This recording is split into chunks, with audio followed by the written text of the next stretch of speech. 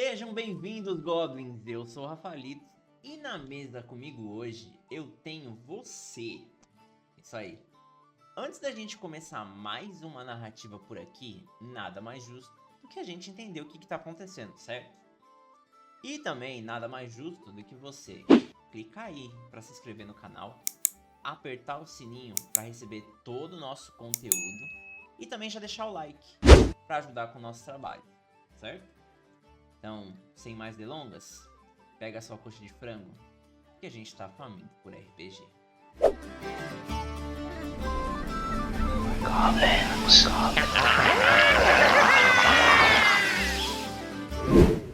Nessa temporada, nós vamos voltar ao mundo de Trimário. Na verdade, a gente vai voltar para uma cena que a gente já conhece e já viu.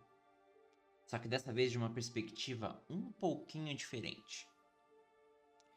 A gente volta pro laboratório subterrâneo, onde os nossos heróis Fox e Ray acabaram de derrotar a besta.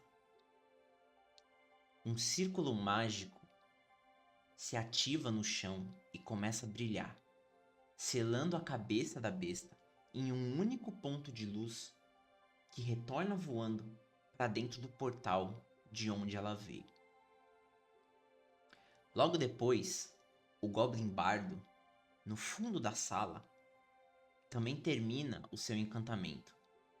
E com uma lufada de ar, sem nenhum outro efeito aparente, alguns instantes de silêncio se seguem, enquanto a essência líquida do caos vai pouco a pouco invadindo a sala por baixo da porta, lembrando a todos no recinto que o laboratório mais uma vez está sendo submerso. A calmaria é quebrada quando Helena, ainda a meio caminho de alcançar Talara, que estava em torpor depois de ser libertada por Fox, dos vermes que se alimentavam da sua essência de alguma forma, percebe um brilho na sua bolsa. E quando tira lá de dentro o cristal do seu time brilhando, um artefato que é comum a todos os mergulhadores. Durante os jogos, ele é o porto seguro de cada time. É o meio de comunicação com os patrocinadores e com as pessoas lá fora assistindo os jogos. E acima de tudo, ele também é o item mágico que traz o time de volta à superfície no fim do mergulho. Se dando conta do que estava prestes a acontecer, a ansiedade dá lugar ao desespero. Quando Helena olha para Ray e Fox, lembrando que o cristal deles havia sido quebrado algumas horas antes. Seu único instinto naquele momento foi de tentar alcançar os dois e agarrá-los com força para que eles fossem teletransportados junto com ela, mesmo sabendo que isso não ia acontecer. Um arrepio já conhecido toma seu corpo e no instante seguinte ela se vê de volta à tenda do seu time. O lugar que todo esse pesadelo tinha começado alguns dias atrás. Onde o seu time de amigos de longa data discutiam estratégias e riam e brindavam a grande mudança que esse mergulho seria em suas vidas.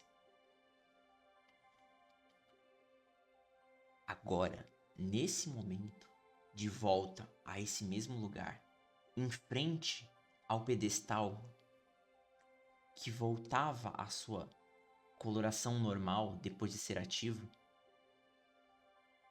Talara no chão em torpor, Grick e Zatá à sua frente, ainda surpresos sem entender o que tinha acontecido, porque eles haviam ficado na outra sala para ativar o processo de submersão do laboratório.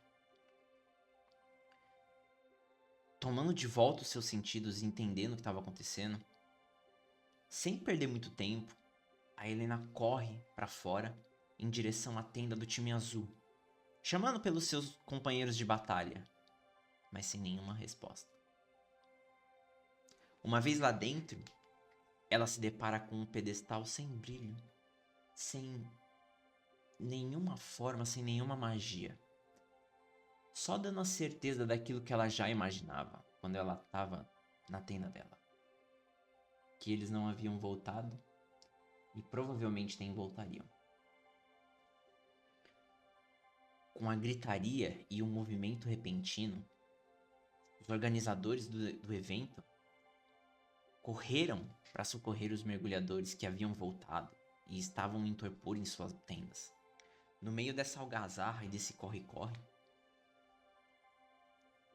todos foram surpreendidos quando um raio que parecia sair do topo da torre e subir aos céus e se espalhar, clarão e o barulho ensurdecedor que se seguiu deixou todos meio atordoados. Ainda com os ouvidos unindo e tentando focar sua visão, Helena foi a primeira a olhar para o céu e enxergar. Lá em cima, fixada no céu, uma esfera de energia que pulsava como um coração. E em volta dela, nuvens carregadas começaram a se formar. A Helena ficou parada ali de frente para a pirâmide, olhando aquilo meio apreensiva, orando em silêncio para Júlio, para que aquilo não fosse nada além do último suspiro da besta vencida. Foi quando o primeiro trovão se fez ouvir entre as nuvens e uma chuva pesada começou a cair. Mas não era água como uma chuva comum. Era um líquido púrpura que fedia chorume. Com medo e sem entender o que estava acontecendo, sem soldados ou equipamentos para resgatar os mergulhadores perdidos, ou ainda lidar com a quantidade de mergulhadores em torpor naquele momento, a equipe organizadora achou melhor por abandonar as instalações. Então, embaixo daquela chuva, eles pegaram os mergulhadores, colocaram nas carroças e se puseram a caminho do Forte Fendalho, que fica na fronteira de Aestes, a alguns dias de viagem a Nordeste. Para só então, quem sabe, voltar com uma equipe melhor preparada e descobrir o que aconteceu. 2 anos se passaram desde aquele dia. A tempestade púrpura continua ganhando terreno, pouco a pouco. Durante esse tempo, a gente vem enfrentando um dos maiores temores desde a Grande Guerra. O medo de se perder em meio ao torpor. De não sermos nós mesmos quando acordar. A gente já sabe que a chuva muda alguma coisa nos que estão presos entre a vida e a morte. Só não sabemos o que. As pessoas acreditam que a chuva, na verdade, são demônios da besta que tomam os corpos das pessoas enquanto não tem nenhuma alma neles. Tem outros que acreditam que a chuva corrompe os corpos vazios. As guildas de magia, apoiados pela nobreza, acreditam que a chuva faz parte de um grande ritual mágico, que ainda não sabemos como funciona, mas que controla a mente daqueles que caem em seu efeito. E assim passam a integrar os exércitos dos corrompidos. E uma vez sendo um ritual mágico, deve ter alguém por trás disso. Para ser sincera, depois de todo esse tempo, já não faz mais diferença para mim em que teoria eu acredito, ou se eu sequer acredito em alguma. O que importa é que lentamente estamos perdendo. Cada soldado que perdemos para a chuva é um inimigo a mais na próxima batalha. E vocês sabem que nós já perdemos muitos. Isso se vocês realmente estão olhando para o que está acontecendo. Às vezes eu me pego pensando o que será que os peregrinos diriam se soubessem que a Hierofantes reza aos deuses duvidando que eles estejam ouvindo.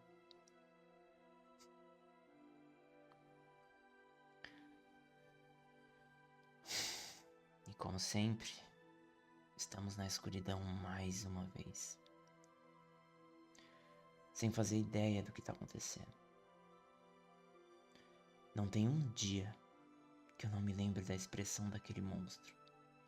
Mesmo derrotado, sua cabeça no chão toda machucada, mas seu olhar ainda confiante, quase como se não passássemos de uma piada para ele, dizendo que a sua liberdade era inevitável.